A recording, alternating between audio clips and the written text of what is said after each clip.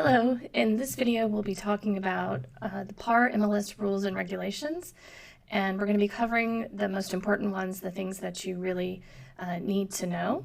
So we will get started here with our PowerPoint presentation, and the first thing I want to talk about here is password sharing. So we do have a rule that says there shall be a fine issued for each instance of unauthorized dissemination of system access. The fine will be billed directly to the broker of record within the company. So what this includes is distribution of issued system passwords, granting access to the system once logged in, or unauthorized framing of the private MLS website. So you have your own username and password to get into the PAR MLS system. You should never give that out to anyone, even if it's somebody that's helping you with your listings or someone who is offered to help you with that. You should never give it to a vendor who is offering to upload photos for you or offering to upload a virtual tour. All of those would be a violation of this rule that you should never give out your username and password. So the fine schedule is pretty hefty. The first offense that you were caught giving that username and password out to someone is a $1,000 fine, and that fine goes to your broker. If you are caught a second time, it goes up to $2,500.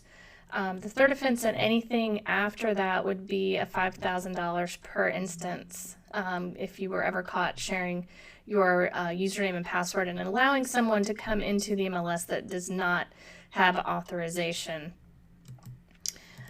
So what we allow for you to have is assistant access. So if you do have someone that helps you maintain your listings, there is assistant access available to you at no cost. So you will find the assistant forms on the front page of Paragon under MLS Documents and Forms. Again, there's no cost to this, so go ahead and sign them up, get them their own username and password, and then you have no worries about getting any type of fines to you. They will log in with their own username and password, and they will assume the identity of the agent. Once they assume your identity, they can do anything that you can do in the system. So they can maintain your listings, they can maintain your contacts, they can do anything that you have the ability to do in the Paragon system. They can be assigned to an individual agent, or they can be assigned to an entire office. So that's just all how you want that set up. They can be assigned to a broker, in which they assume the broker's identity, and then they are able to maintain listings of an entire office if that is needed. There's also something called assume identity that we have.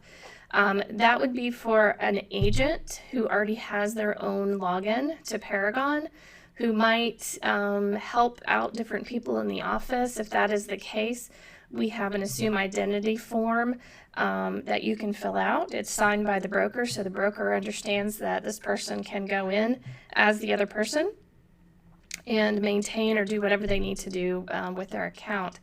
Keep in mind that Paragon keeps a history of people who assume identity and log in. So if someone assumes your identity and maintains a listing, changes something, and you need to find out who did that or when or what time, you can go back to the history of that listing, and it will be noted that that person has assumed your identity and they made that change at that date and that time.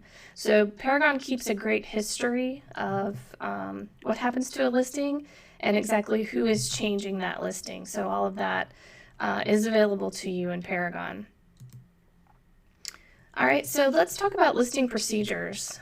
Listings of real and personal properties of the following types, which are listed subject to a real estate broker's license and are located within the territorial jurisdiction of the Pensacola Association of Realtors and are taken by participants on listing forms, shall be entered into the Pensacola Multiple Listing Service within 5 business days after all necessary signatures of sellers have been obtained.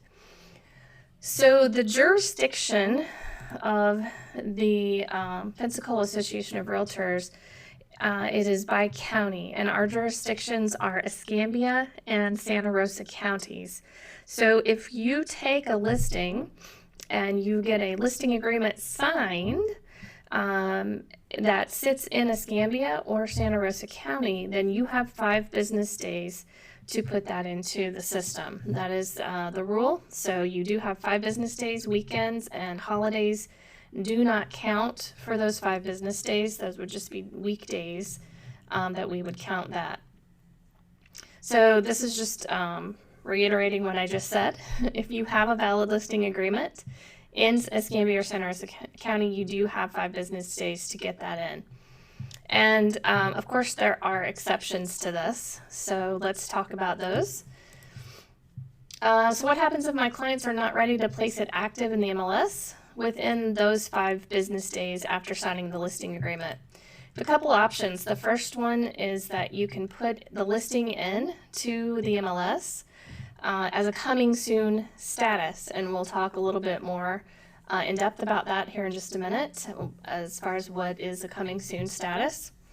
Your other option is to keep the listing out of the MLS and email documents to the MLS department. So if you have a listing and the sellers do not wish to put it in as a coming soon, but they've instructed you to keep it out of the MLS for over those 5 business days, then you will need to email us some sort of documentation that is signed by the sellers to this email address. So documents@PensacolaRealtors.org would be where you would send those documents. And again, it's only needed if you are going to be over that 5 business days and your seller does not wish to put it in a coming soon status in the MLS. And this can be, a number of reasons. They might need to remodel, or they're just not quite ready yet to have the property shown and seen, and that happens quite often. So just know these are your 2 options if you cannot get it into the MLS within those 5 business days. All right, so let's talk about coming soon. Coming soon is only maybe a couple years old in our system. It's a newer status that we have, and it was put in to allow people to be able to show other agents that they do have something that's coming, obviously, not quite ready to be on the market yet, but that is coming soon. So they are MLS property listings entered into the service as pre-showing temporary status, where the seller lessor is not soliciting offers through the MLS. The property is not available for showing, but the listing contract between the seller lessor is in effect. The listing agent is responsible for uploading a coming soon listing addendum in the associated documents of a coming soon listing in the MLS system. Coming soon listings are only searchable within the MLS and are not syndicated to the public. The listing agent and seller agree that the property will not be shown while in a coming soon status. If the listing is shown by anyone while in the coming soon status or upon becoming aware of the listing being shown, the listing agent is responsible for immediately marking the listing active within the MLS system. So that's a lot of information, but that is exactly what sits in our rules and regulations regarding coming soon listings. It gives you right away what you have to do when you're entering a listing, and we'll go over that here in just a few seconds here, a little more in depth. The other thing you need to know about coming soon is they are optional. So just like we talked a minute ago, you have 2 options. You can place it in as a coming soon listing, or you can keep it out of the MLS and send those documents to the MLS department. So entering a coming soon listing is definitely optional in this system, and that is something that you definitely need to just kind of keep in the back of your head. It doesn't have to go in as a coming soon, but it certainly is an option for you if you and your seller decide that that is the way that you want to go. All right, so there are some rules around coming soon listings, and I did kind of go over a few of them, but I want to go in a little bit more detail about those. There does have to be a listing agreement in place for you to place a coming soon listing into the MLS. The MLS always has to have a listing agreement to be placed in anyway, so you do have to have that listing agreement signed. It has to be a completely executed listing agreement before you place that into the MLS. You are required to upload a coming soon addendum or any documentation with similar wording. So what we're looking for is the seller acknowledging that it's going in as a coming soon status. They understand that it will not be syndicated out, that only people within Paragon system will be able to search that. And the more important thing is that the seller is agreeing not to show the property while it's in a coming soon status. As soon as that property is shown, or you have any knowledge that that property has been shown, then it does have to go to an active status. So that is something that you do have to educate your sellers about when you're putting a coming soon listing in. So that is why the addendum or documentation with similar wording is asked to be uploaded to that listing.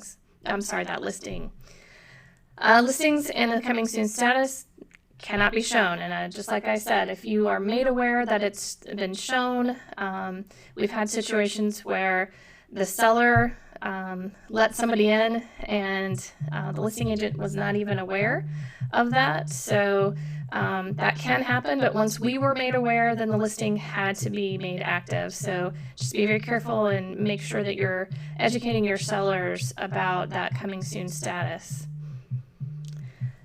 Okay, so we just talked about that again, that it does have to be placed immediately active if you are made aware of the showing. Coming soons are not syndicated out. We only syndicate out our active listings. So coming soon are not considered an active listing, so they are only kept within the Paragon system. Days on market will not accrue while in a coming soon status. So once your listing becomes active, that is when the days on market will start to accrue. They do not accrue while in a coming soon status, so when it's active, it will go on the market as 0 days on market. Agents should not email or print out any coming soon listings report. So if you find a coming soon listing, if you're searching them for a client, it's fine to let your client know that there is a listing coming out, but there is a rule that says you cannot email or print out any of those listings to your potential clients. The reason for that is because of the showing status.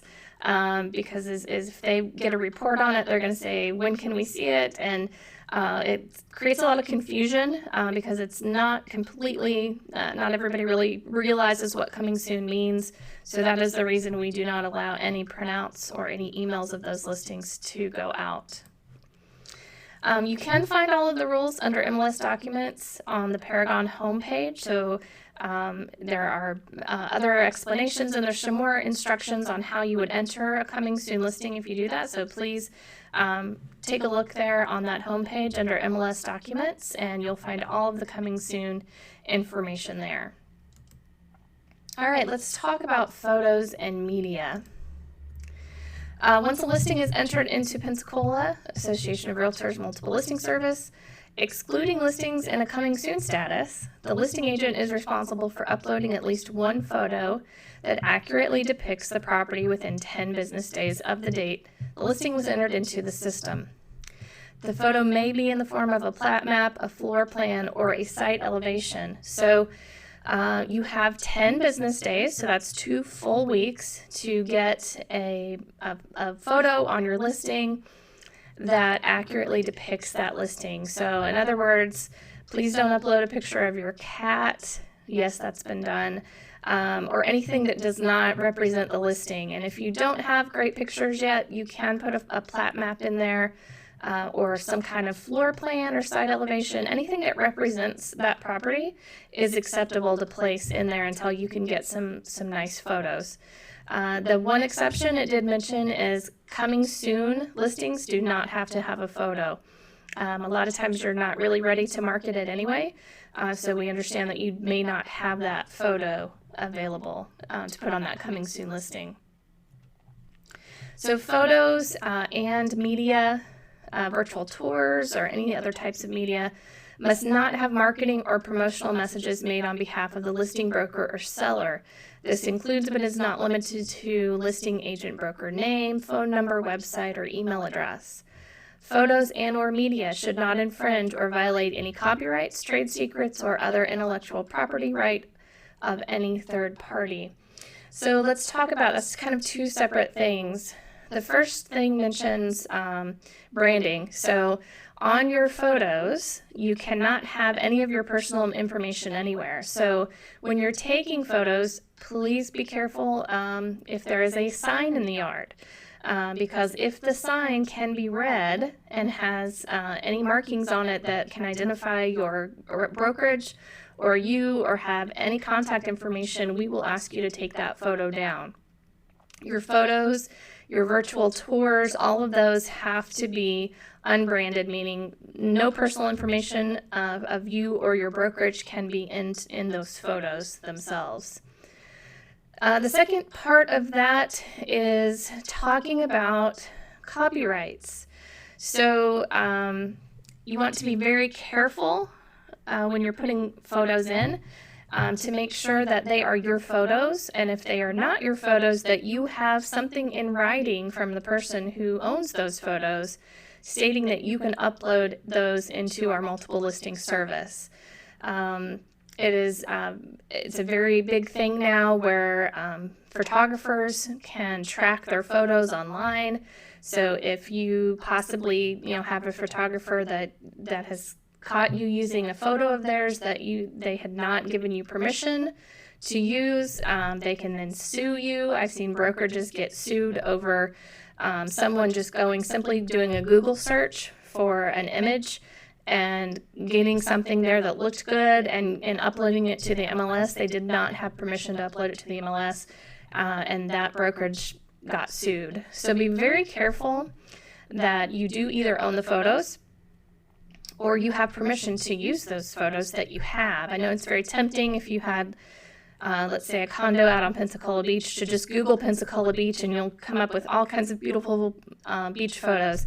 However, you don't own any of those photos and you do not have permission to upload those into the MLS. So just be very careful with those that you either have permission. The same goes if you're listing something that has been in the MLS before, you notice that listing agent took beautiful photos, you are not allowed to copy and put those photos on your listing because you do not own those photos. Same way, if you find someone who has taken your photos, please let us know. We will get a hold of that listing agent and make them take those photos down. We do take copyrights very seriously, so just make sure that you own those photos that you're placing on your listings. So if you have a seller that does not want any photographs of their property, that's doable. In this day and age, though, I think photos sell a property because everything is online and people want to see those photos. But if you do have someone, we just need something in writing from them, and you're going to turn that into one of us here at the MLS department. I've never had that happen, but just in case that does happen, it is doable. They do have the right to keep that photo out of the MLS.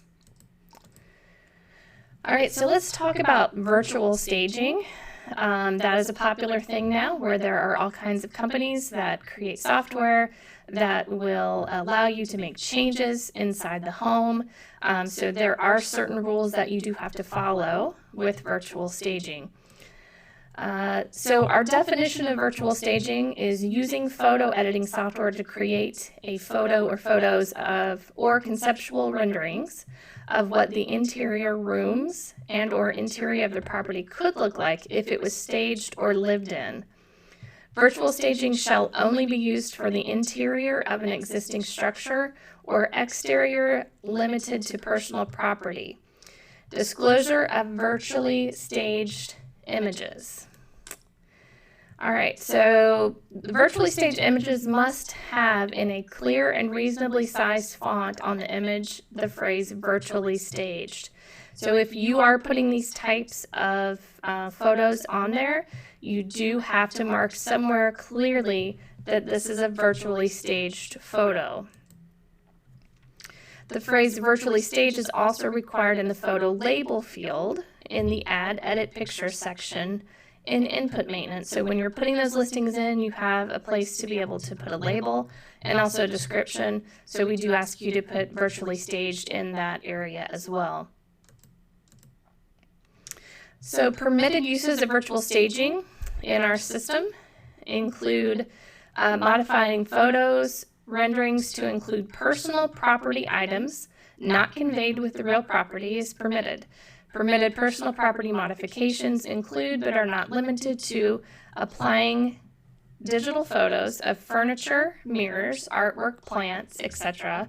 into a photo of a room or rooms.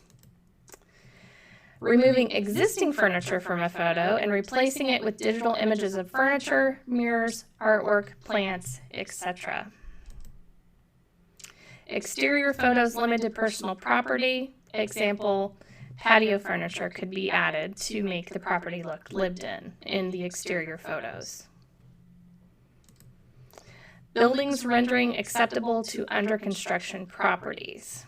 So what we're saying here is we're allowing renderings that are under construction as to what that building will look like, obviously when it is done, after the construction is completed.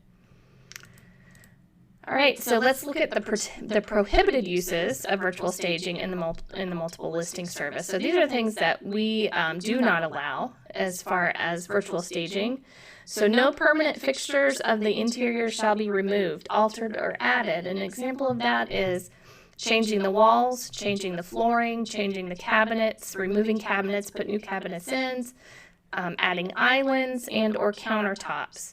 So in other words, we're allowing you to place furniture and other items to stage, but you are not allowed to remove any existing interior walls. You're not allowed to remove cabinetry or redo countertops or redo flooring. That type of thing is not allowed. Modifying photos, renderings to include visual elements not within a property's owner's control is strictly prohibited. So an example would be editing in a view of a strip, water, golf, and or popular views that are not physically possible from the specified location. So we're asking you not to make up any views that are not already there. Modifying photos or renderings to exclude negative visual elements is strictly prohibited. So an example would be a hole in the wall, exposed wiring, damaged flooring, removing power lines or cell towers. Any of that would be prohibited. No branding is permitted on any of the photos or virtual tour that has been virtually staged, so just keep that no branding in mind. Nothing personal of you or your company, or even of the company that is doing the virtual staging. None of that is allowed on those photos. Modifying photos or renderings to distort the dimensions of a room or space is strictly prohibited. So an example would be placing furniture smaller to make a room appear larger than it actually is, or you actually taking the dimensions of that room and stretching it. So anything that is not, that is changing those dimensions would not be prohibited. The use of people or persons on any photos submitted to the multiple listing service is strictly prohibited. So if we do see a photo, even if it's not a virtual staging with a person in it, we will ask you to remove that. Those are not permitted in our system as well. All right, so let's take a look at public documents. With each listing that you put in, you have the option to place documents on that listing. You have the ability to mark these either private or public. So we have some guidelines here for you to follow if you are marking a document public. The ones that are marked public will get emailed out when those listings get emailed out to clients. They will be a part of that email listing, and it will allow those clients or whomever is getting that email to open those documents and look at them. So documents uploaded to listings in the Paragon system, such as seller's disclosures, surveys, and non-branded feature sheets, can be marked as a public document. Documents that are made public are allowed a brokerage name or logo. They cannot contain contact information such as email, phone number, or website, or agent branding of any kind. So we do allow a simple logo on a document, such as a disclosure or a survey or something like that, or a seller's disclosure, but any contact information we will not allow in those public documents. So keep that in mind when you're uploading those documents, and it's completely up to you whether you want to make those public or not. If you wish, you can make them all private, and when doing that, it's only going to allow other agents to be able to come into Paragon and pull those documents up. All right, so let's talk about changing statuses of listings. When you have a listing that needs to be marked in another status, such as contingent or pending or withdrawn or canceled, any change in list price or other change in the original listing agreement shall be made only when authorized in writing by the seller and shall be filed with the service within 24 hours. That really should say should be changed in the MLS within 24 hours. You don't really file anything with us, but you do go in and change it in the MLS. So except weekends, holidays, and postal holidays, after the authorized change is received by the listing broker. So any price changes, any status changes that are authorized then should go into our system within 24 hours.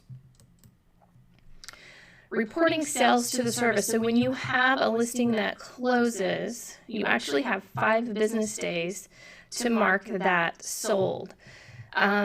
Keep in mind, this is the only automatic fine that we have in the system when we're talking about reporting sales.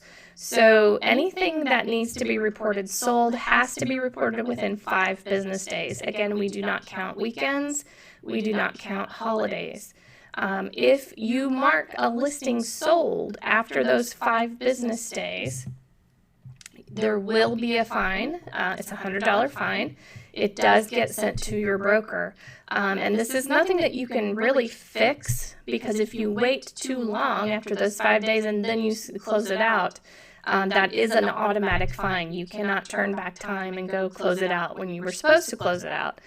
So please keep in mind, excuse me, that you do have those 5 business days to mark that listing sold. Okay, once you mark a listing sold, we do also have a rule that says the listing agent shall not remove or change address, mapping, parcel ID, room dimensions, property description, approximate square footage number of bedrooms, bathrooms, or any other detailed information that existed while in an active status. The listing agent is allowed to delete multiple photos. However, one photo must remain on the listing that accurately depicts the property. So once you put a listing in a sold status, if your sellers wish, they can have you go in and take out all of the multiple photos that you want to, but we do require one photo remaining on the listing that accurately depicts the property. We had to actually make this rule because there was an agent that was so afraid that people would steal their property description. They would steal everything about the listing if they were relisting it. We had to make this in place because appraisers were going in and trying to find comps and seeing that all of the detailed information that was once there was gone. So you cannot go back and just edit all of that out. That is a rule. So you're just going to make sure you want to keep all of that there. Now, if you ever happen to find that not only somebody has copied your photos, but also copied your property description or anything like that, please let the MLS department know, because we will send them a copyright notice. Copyright is more than just photos. That property description is something that you came up with, probably with the help of your sellers. But that is specific to you. You created that property description, and that is not something that can be copied and put on someone else's listing. So please keep that in mind as well. All right, let's talk about brokerage exclusive listings. You're going to see this when you first enter a listing, and it's just going to say brokerage exclusive. It's a yes or no answer, and we have it defaulted to no because 99.9% of the listings out there are not going to be broker exclusive listings. So what that is, they are listings that are entered into the MLS and can only be viewed by the agents in the listing brokerage. So in other words, if it is exclusive to that brokerage, only other people in that office can see that that listing is for sale. It does not get syndicated out. Other agents that are outside of that brokerage cannot see that. This is something that is very few and far between, but believe it or not, we've had sellers who have gone to a broker and said, we only want you to list and sell this property. So in that case, we had to come up with this brokerage exclusive. It is very, very rarely used, but it is available if you ever need it. Like I said, we default all of those to no in case there's any confusion about what that means. But it's very unusual that this ever happens.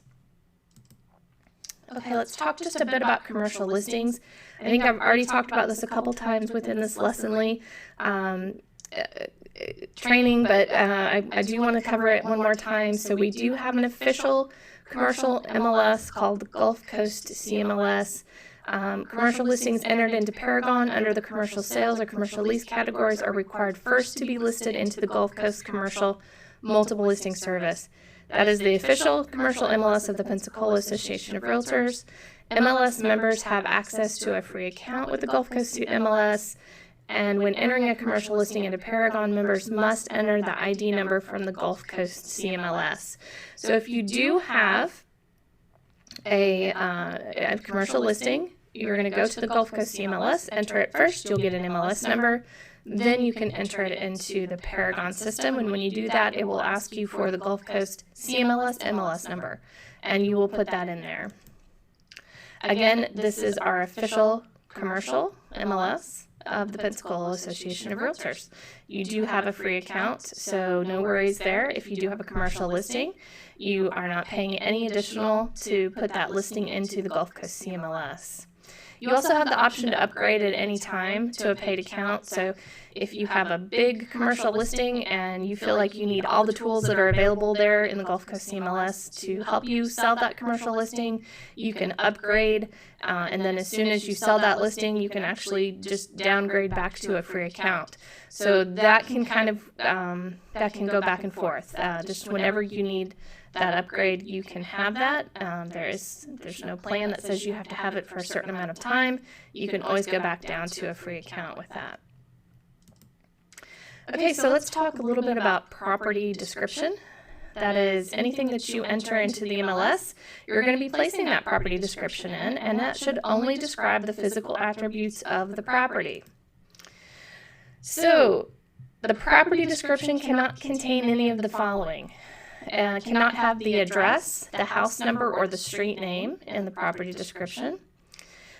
We frown at anything that might refer back to you as the listing agent. So you don't want to say call somebody for an appointment or call me for an appointment, call listing agent, or any phone numbers. They are not allowed in the property description.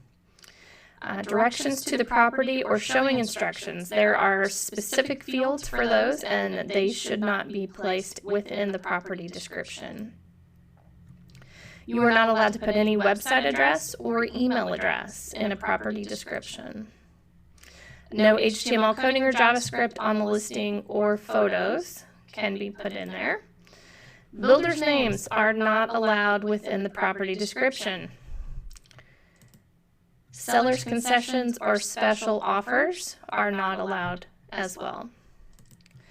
So there is a place that you can put all of this information. It's called Agent Notes, and it is the appropriate field to place any or all information regarding showing and or special offers or builders' names or whatever you want to place there. That can go in Agent Notes. That is hidden from the public, and that is where other agents can go and read any pertinent information. Anything that I mentioned here can be put in Agent Notes. Okay, so let's talk about agent reports. There are definitely differences within agent reports and customer reports in the MLS. Agent reports obviously contain sensitive information that is not meant for the public to see. So we do have a rule that says there shall be a fine issued for each instance of unauthorized dissemination and distribution of any reports specifically indicated for agents' use only.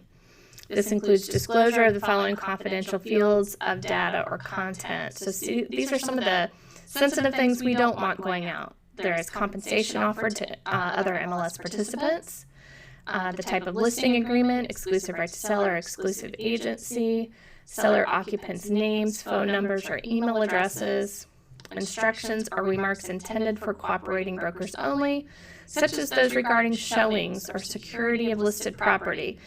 So there can be very sensitive information in these agent remarks put in these reports. So if you are caught handing these out to customers, there is a fine. And what we found and why we had to create this rule is we were seeing agents print out agent reports and put them in flyer boxes. And so with that sensitive information, it is very pertinent for us to make this rule.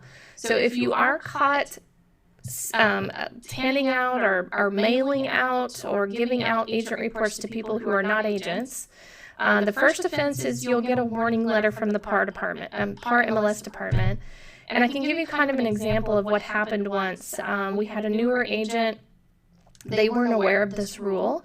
And what happened was they printed out several agent reports from a particular subdivision that they were farming, and they included that in a mail out. And it happened to be that there was a broker that lived in that particular subdivision, and so they brought me what they had received. I went to this person. This person just got a warning letter, and they were actually just embarrassed because they didn't know that they had done anything wrong. So the first offense, we basically just contact you and say, hey, you can't send out any agent reports to the public. So that will happen at the first offense. Second offense is pretty hefty. It goes up to $1,000, and that is going to be sent directly to your broker. We don't fine you, we fine your broker when this happens. So just be very careful that you're not giving out agent reports. And the third offense and anything after is $5,000 each time you are caught doing that. So be very careful that you're only giving out customer reports to customers and not giving out agent reports. The other thing you want to remember is that agent or customer reports cannot be included into a contract. So if there is anything in the MLS that needs to be placed in a contract, then that should be included in the wording of the contract. We do not allow you to print out an agent or a customer report and include that as part of a contract. So keep that in mind as well. That is again, a rule that we have here, and it is a finable offense if you are found including that into a contract. All right, super keys and lockboxes. So when you get a key on your phone, you want to make sure you don't let anyone else use that key. The reason we went to having keys on the phones is that we knew that it would be harder for someone to hand someone their personal cell phone and say, hey, go use this to open up houses. So the key holder shall not loan their key to any person for any period of time. That includes assistants. Assistants are not allowed to take your phone and take your key and go and open a box. That is against the rules. So the key holder's first violation of this rule will result in a $100 fine. Again, that goes to your broker. The key holder's second violation will result in a $500 fine, and third and any thereafter will result in a $1,000 per instance fine. And then the key holder could possibly lose their ability to lease a key if it is a constant citation with them where they're loaning out their key to people who are not authorized to use it. So in other words, you are the only person that is authorized to use the key that sits on your phone. So please make sure that you're not giving that to your assistant or to a family member or to just anybody that could go and open those boxes. The other thing we need to talk about is the presence of a lockbox on a listing is not an open invitation to show a house. I can say from experience, when my children were babies, we had our house up for sale. We had a lockbox on the house. I was making dinner, and I heard our front door open. And it was someone who just had a client with them, and they helped themselves into my house while I was there. I can tell you it is the worst feeling ever to have that happen. So you want to make sure that you are doing your due diligence, and you're doing things like reading the showing instructions on each listing in features, and many agents will also place showing instructions in the agent notes field. So please read and follow those directions. They will be very specific on how to obtain a showing appointment. So please understand that just because a lockbox hangs on a home, it is not an open invitation to just get into that home. All right, so just a little bit about our citation process, because we have been talking about citations and different fines that do happen.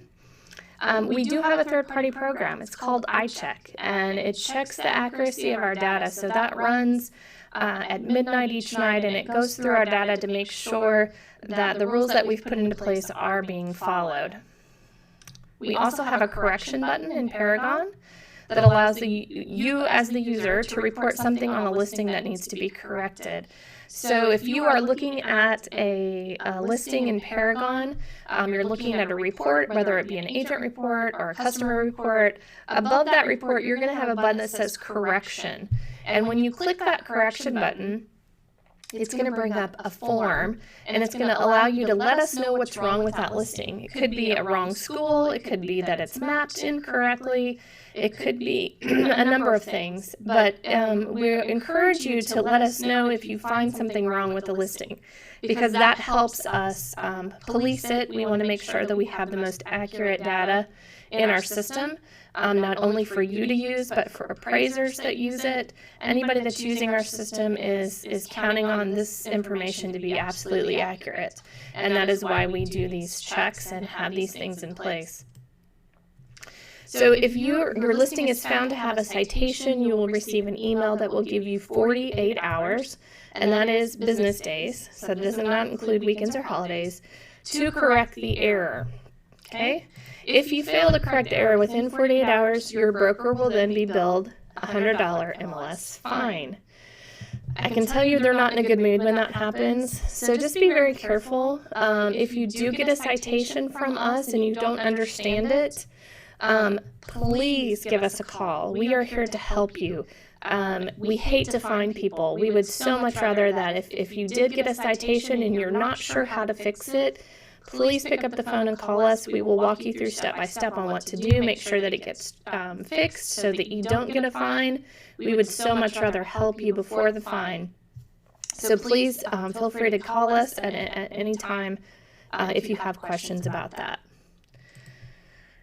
Please also be aware that if you mark your listing sold after 5 business days of the close date, there will be an automatic $100 fine billed to your broker. This is the one and only one that you cannot go back and fix, and we cannot really give you any type of warning because we don't know that your listing has been closed out and sold. All we know is once you close it out after that 5 business days, that automatic $100 MLS fine comes into play. So just be very careful about closing out your listings. And, of course, if you ever have any questions about what I've just gone over, or about anything MLS-wise, please feel free to reach out to us. If you have questions, our phone number is 850-434-5507. We are here to make sure that you are successful in your real estate business. We want nothing but to help you do that. So please reach out to us at any time and let us know that you need help.